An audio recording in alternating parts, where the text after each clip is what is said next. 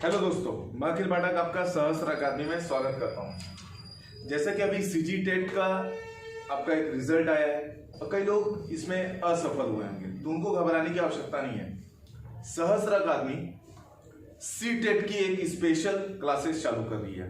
दोनों जगह रायपुर ब्रांच में 1 नवंबर से आपका ये क्लास स्टार्ट होने वाली है और बिलासपुर ब्रांच में यह 7 नवंबर से आपकी क्लासेस स्टार्ट होने वाली है। और दोनों ही आपके जो टीचरशिप एग्जाम होने वाला है या सी टेट का एग्जाम होने वाला है, उसमें एक महत्वपूर्ण सब्जेक्ट है जिसका नाम है आपका पर्यावरण, इन्वायरमेंट। तो देखिए, पर्यावरण आखिर होता क्या है, हमें सबको ज्ञात है कि हम बचपन से पढ़ते आ रहे हैं। पर्यावरण 4वीं 5वीं क्लास से पर्यावरण के बारे में पढ़ते आ रहे हैं। जब पर्यावरण को आप दो शब्दों में जब इसको तोड़ते हो, पर्यावरण को जब आप दो शब्दों में आप तोड़ते हैं, तो यह होता है एक परितः और दूसरा होता है उसका आवरण। परितः या आवरण। परितः मतलब होता है आपके चारों ओर। परितः का सामान्य भाषा में अगर कहा जाएगा तो चारों ओर, और आवरण मतलब होता है आपका ढके हुए। तो आप या जीव जंतु या पशु पक्षी, हम सबको जो चारों ओर से ढका हुआ है, हम जिस भी क्षेत्र में रहते हैं उस क्षेत्र के आसपास के सभी सेक्टर, सभी, चाहे वो जीव हो चाहे वो निर्जीव हो, वो सभी क्षेत्र को क्या कहा जाएगा दोस्तों? पर्यावरण कहा जाएगा। पर्यावरण में बेसिकली दो चीजों को आपको महत्वपूर्ण तरीके से याद रखना है। पर्यावरण में ये जो शब्द होता है इन्वॉल्व, ये इन्वॉल्व जो शब्द है उसी से आपका मिलकर बना है कि आपका पर्यावरण। ये शब्द लिया गया था आपके फ्रेंच भाषा से लिया गया था। ध्यान रखिएगा, ये किससे लिया गया? आपके फ्रेंच भाषा से। इसके जो जनक है या जो पिताजी हैं, इसके जो जनक है या पिताजी हैं पर्यावरण के, वो है आपके Robert D Bullard. Robert D Bullard. अब होता यह है, जो पिताजी हैं वो तो इनको इनोवेट किए हैं, लेकिन पहली बार इस शब्द का प्रयोग किसके द्वारा किया गया था? पहली बार इस शब्द का प्रयोग किसके द्वारा किया गया था और क्या बोला गया होगा? तो पहली बार इस शब्द का प्रयोग, या इसे बोल सकते हो आप प्रयोगकर्ता, जिसका नाम है आपका कार्लाइल। जिसका नाम क्या है आपका? कार्लाइल। इन्होंने जो शब्द का प्रयोग किया गया था पर्यावरण के, पर्यावरण बोला नहीं था, इन्वायरमेंट नहीं कहा था, इन्होंने कहा था आपका उमेग बंग। अब आते हैं इसके घटक,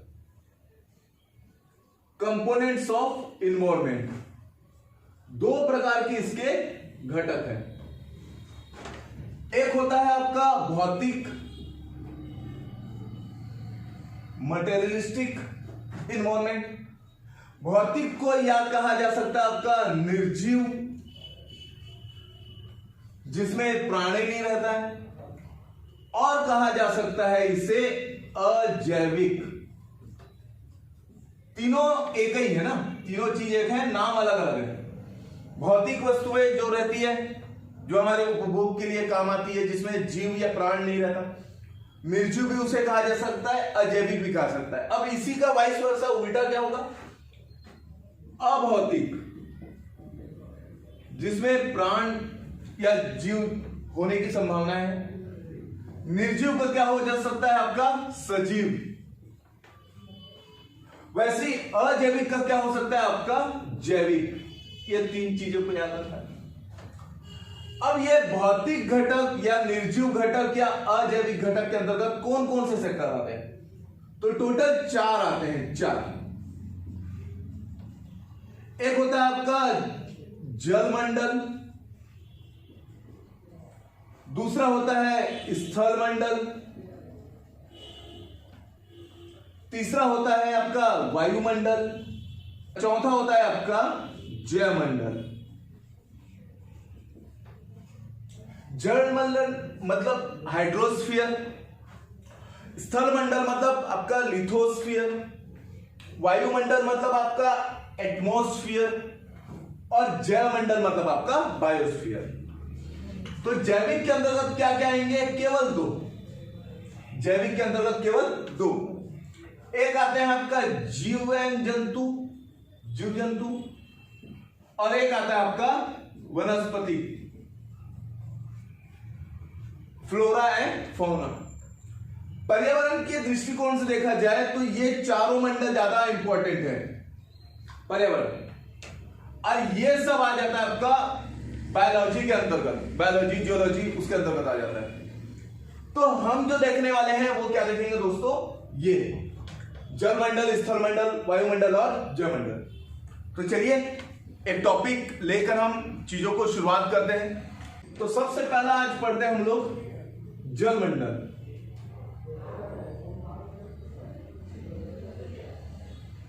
ठीक, हाइड्रोस्फीयर को सबसे पहले पढ़ते हैं। जलमंडल मतलब हमारे भूभाग क्षेत्र में, पूरे पृथ्वी में जहां जहां जल है ना वो सब जलमंडल के अंतर्गत आएंगे, कहीं पर भी। तो जल हमारे यहां दो प्रकार के होते हैं, ध्यान रखना। एक होता है आपका खारा सॉल्टी वाटर, और एक होता है आपका मीठा ड्रिंकिंग वाटर, ना कि शक्कर से मिला हुआ मीठा पानी मतलब ड्रिंकिंग वाटर। खारा पानी हम पी नहीं सकते। खारा पानी या खारा वाटर हमें कहां मिलता है? हमें सॉल्टी वाटर कहां मिलता है? हमें सी या ओशन, समुद्र, उन क्षेत्रों में हमें क्या मिलता है? आपका खारा पानी। जबकि मीठा पानी हमें अलग अलग क्षेत्रों में मिलता है, जैसे आपका नदी या आपका तालाब या आपका कुआं, इन सभी नलकूप, ये सभी क्षेत्रों में हमें क्या मिलता है? आपका मीठा पानी। यहां पर झील भी आ सकता है, यहां पर आप झरने भी लिख सकते हो, जिन सब का प्रयोग आप क्या करते हो भाई? पीने के लिए करते हो। इस पूरे क्षेत्रफल का जो जलमंडल है, जो जलमंडल है वो है 71%। जल कितने प्रतिशत भागों में प्राप्त होता है? आपका 71%। जबकि आपका जो थल है, थल मंडल जो है वो थल मंडल कितने परसेंट में है? आपका 29%। थल मंडल 29%। अगर कुछ इस तरीके से अगर इसको स्क्वायर किलोमीटर में अगर बांटोगे तो 36.1 crore square kilometre, 36.1 crore square kilometre किसमें आएगा? केवल केवल जलमंडल में। जबकि थल मंडल में कितना आएगा? आपका 14.9 करोड़ स्क्वायर किलोमीटर। ये अब जलमंडल में मैंने दो भागों में बांटा था, याद होगा तो। एक हो गया आपका खारा पानी और एक हो गया आपका मीठा पानी। खारा पानी हमारे यहां पूरे पृथ्वी में 97% है। 97% हमारे यहां क्या है दोस्तों? खारा पानी। जबकि मीठा पानी मात्र हमारे यहां कितना परसेंट है? आपका 3%। मतलब पीने के लिए अगर बोला जाएगा तो कितना परसेंट है? 3। लेकिन एकदम गलत बात है, क्योंकि पीने योग्य जरूर है मीठा पानी, लेकिन पीने योग्य में भी आपको याद रखना है कि ये मीठा पानी है, इसको भी दो भागों में बांटा गया है। एक है आपका हिम आच्छादित। अब ये हिम आच्छादित क्या होता है? पहाड़ों के ऊपर जो बर्फ ढकी हुई रहती है, बर्फों की चादर रहती है, उसे हिम आच्छादित कहा जाता है। तो जो पहाड़ों के ऊपर रहेगा ना वो सभी के सभी बर्फ को किसके अंतर्गत लिखोगे? आपका हिम आच्छादित पानी के अंतर्गत या हिम आच्छादित बर्फ के अंतर्गत। और एक होता है आपका पीने योग्य पानी। एक होता है कितना? आपका पीने योग्य पानी। तो लगभग अगर इसको एग्जैक्ट पॉइंट में अगर लिखूं, एग्जैक्ट पॉइंट में, तो ये है 97.3% और ये है आपका 2.7%, जिसमें से हिमाच्छादित पूरे विश्व में 2.6% है। केवल पीने योग्य पानी कितना है? 0.1%। तो याद रखिएगा, पीने योग्य पानी की अगर मात्रा परसेंटेज में अगर कहा जाएगा तो केवल 0.1% है, ना कि 3%, ना कि 2.7%। हाँ, मीठा पानी का पूछेगा तो 2.7 कर सकते हो, हिम आच्छादित अलग से पूछेगा 2.6 कर सकते हो, खारा पानी का पूछेगा 97.3 कर सकते हो, लेकिन पीने योग्य पानी पूछेगा तो 0.1% है। केवल इतने ही है पानी हमारे यहाँ। अब जो पानी के हमारे पास स्रोत है, पानी के स्रोत मतलब पानी हमें कहां कहां से प्राप्त होता है? पहला होता है आपका भूमिगत जल, under water, under surface water. दूसरा होता है आपका वर्षागत जल, जो कि ऊपर से पानी बरसता है। तीसरा होता है सागरीय जल। सागरीय जल पीने योग्य नहीं रहता, क्यों? क्योंकि उसमें लवण की मात्रा ज्यादा रहती है। लवण की मात्रा कितने प्रतिशत ज्यादा रहती है? याद रखिएगा, लवण की मात्रा 35%। और ये लवण मतलब खारा पानी क्यों लगता है? उसके अंतर्गत लगे रहता है आपका, क्या रहता है? NaCl। NaCl के कारण ही ये क्या, लवण की मात्रा ज्यादा रहती है और उसके कारण ये पानी क्या रहता है? एकदम खारा लगता है। अब कुछ फैक्चुअल जो वन लाइनर क्वेश्चन पूछे जाते हैं उसके बारे में, जैसे कि विश्व में सर्वाधिक या सबसे खारे पानी का झील कौन सा है? सबसे ज्यादा खारा पानी कहां है? सबसे मीठे पानी का झील कहां है? तो इसको दो सेक्टरों में बांट के चलते हैं। एक आता है आपका विश्व स्तर पर, ठीक, विश्व स्तर पर, और दूसरा आता है आपका भारत के स्तर पर, जिसमें 3 चीजों में बांटना है। सर्वाधिक खारा पानी, दूसरा सबसे बड़ा खारा पानी, और तीसरा मीठा पानी। विश्व स्तर पर कहां पर सर्वाधिक खारे पानी का है, सबसे बड़ा खारा पानी का कहां पर है, और तीसरा कौन सा है आपका? मीठा। वैसे ही भारतीय स्तर पर तीनों चीजों को याद रखना। सर्वाधिक खारा पानी का बोला जाएगा तो याद रखिएगा वॉन झील। कहां का? आपका टर्की का। सर्वाधिक खारा पानी का अगर कहा जाएगा तो वॉन झील, टर्की। फिर सबसे बड़ा खारा पानी का याद रखिएगा कैस्पियन सागर, ठीक, कैस्पियन सागर। कहां का? आपका सबसे बड़ा खारा पानी का।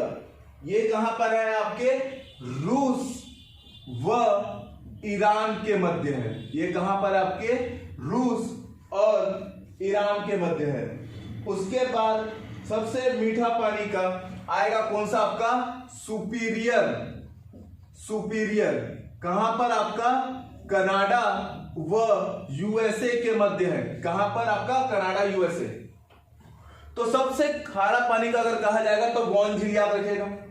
सबसे बड़ा एरिया वाइज सबसे बड़ा खारा पानी का कहां होगा? आपका कैस्पियन सागर। उसका सबसे मीठा कहां होगा? आपका सुपीरियर। सेम आपको किसके अंतर्गत पढ़ना है दोस्तों? भारत के अंतर्गत। तो भारत में सबसे खारा पानी अगर कहा जाएगा, भारत में अगर सबसे खारा पानी कहा जाएगा तो कहां का है? वो आपका है चिल्का झील। कहां का है? आपके चिल्का झील का। और चिल्का झील कहां है? आपके ओडिशा में। सबसे बड़ा अगर कहा जाएगा खारा पानी का तो सांभर झील, ठीक है, सांभर झील। कहां का? आपके राजस्थान। और मीठे पानी का कहा जाएगा तो वुलर झील।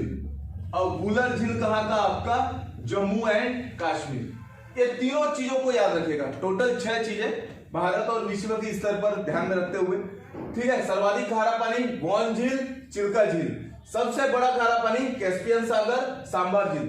सबसे मीठा पानी सुपीरियर और आपका वुलर झील। तो ये था आपका क्या? जलमंडल। जलमंडल के बाद एक छोटा सा टॉपिक और है, अगला है आपका स्थल मंडल, ठीक। स्थल मंडल मतलब आपका लिथोस्फीयर। स्थल मंडल जो है वो 4 चीजों से मिलकर बना हुआ है। ध्यान रखना, स्थल मंडल 4 चीजों से मिलकर बना हुआ है। सबसे पहले आता है आपका शेल, ठीक। सबसे पहले क्या आएगा? आपका शेल मतलब रॉक। फिर अगला आता है आपका मिट्टी, सॉइल। फिर आता है आपका खनिज। अब फिर आता है आपका तत्व। मतलब ऐसा एरिया या ऐसा क्षेत्र, ऐसा सेक्टर जिसमें ये चारों में से कोई भी एक सेक्टर अगर मौजूद हो, शेल, मिट्टी, खनिज या तत्व, वो सभी क्षेत्र को क्या कहा जाएगा? स्थल मंडल कहा जाएगा। अभी स्थल मंडल के बारे में आप लोगों को बताया था कि पूरे 51 करोड़ स्क्वायर किलोमीटर में से या 100% में से 29% आपका क्या है, स्थल मंडल है भारत में, सॉरी पूरे विश्व में 29%। अगर उसको स्क्वायर किलोमीटर में देखोगे तो कितना आ जाएगा आपका 14.9 करोड़ स्क्वायर किलोमीटर, तो उसको 15 करोड़ के अप्रॉक्स आप लोग मान। अब जो आप लोगों को पता है कि स्थल मंडल जिसके ऊपर हम लोग क्या रहते हैं, यहाँ पर लोग खड़े रहते हैं ऐसा करके, यह स्थल मंडल की ये ऊपरी सतह पर हम लोग क्या रहते हैं, खड़े रहते हैं ऊपरी सतह पर, ऊपरी सतह। तो नीचे में क्या होगी, इसकी मोटाई हो गई, मोटाई। तो मोटाई दो जगह से अपन लोग काउंट किया जाता है, एक तो जहां हम रहते हैं जिसे हम महाद्वीप कहा जाता है, कॉन्टिनेंट्स, और एक होता है आपका महासागर, ओशंस में। ओशंस में भी आपकी नीचे में अगर देखोगे पानी के जस्ट नीचे में तो आपका थल मंडल है। तो महाद्वीपों में इसकी जो मोटाई है वो 25 से 33 किलोमीटर है मोटाई, ये मोटाई नीचे से, मतलब जहां हम खड़े हैं उसके नीचे से 25 से 33 किलोमीटर, जबकि महासागर में इसकी मोटाई केवल और केवल कितना किलोमीटर, आपका 5 किलोमीटर। तो स्थल मंडल में जितने भी महाद्वीप होते हैं उन महाद्वीपों को उनके साइज के अकॉर्डिंग क्या किया गया है दोस्तों, बांटा गया है। तो वो सभी महाद्वीपों को हमें रैंकिंग देना पड़ेगा। तो महाद्वीपों का हमें अब क्या देखना है, सीक्वेंस देखना है, महाद्वीपों का क्रम, ठीक है, वो भी कैसा, आपका क्षेत्रवार। महाद्वीपों को क्या देखना दोस्तों, क्रम। तो सबसे बड़ा अगर क्षेत्रफल में कहा जाएगा तो कौन सा है दोस्तों, हमारा एशिया।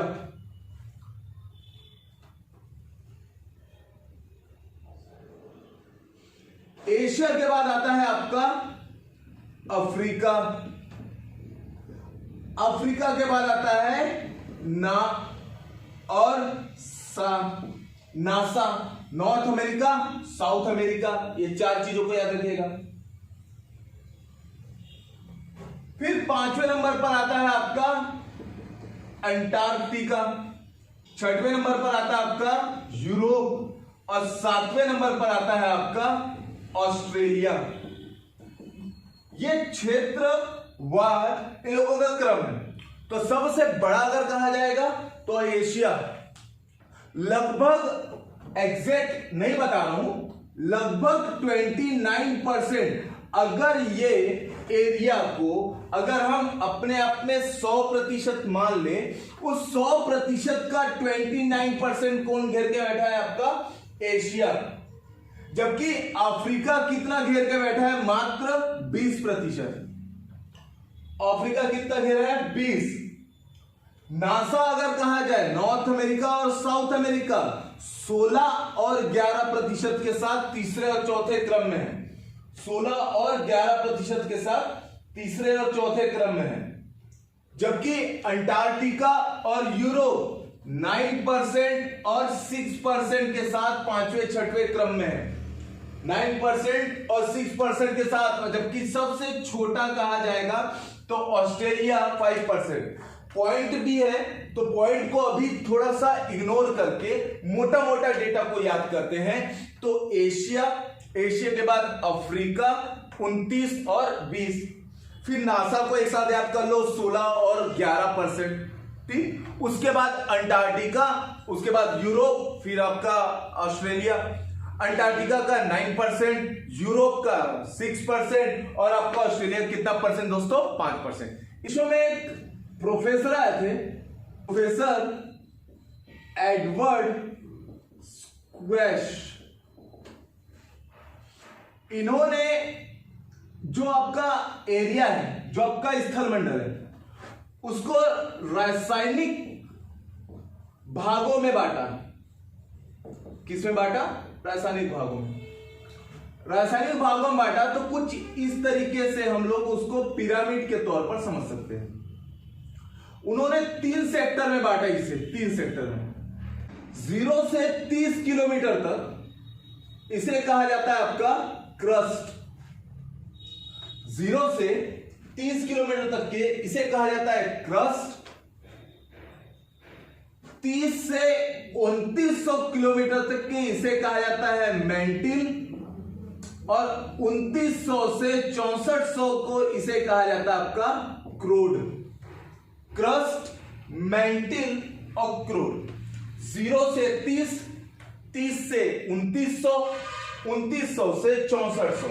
इसके अंतर्गत क्या क्या रासायनिक तत्व है?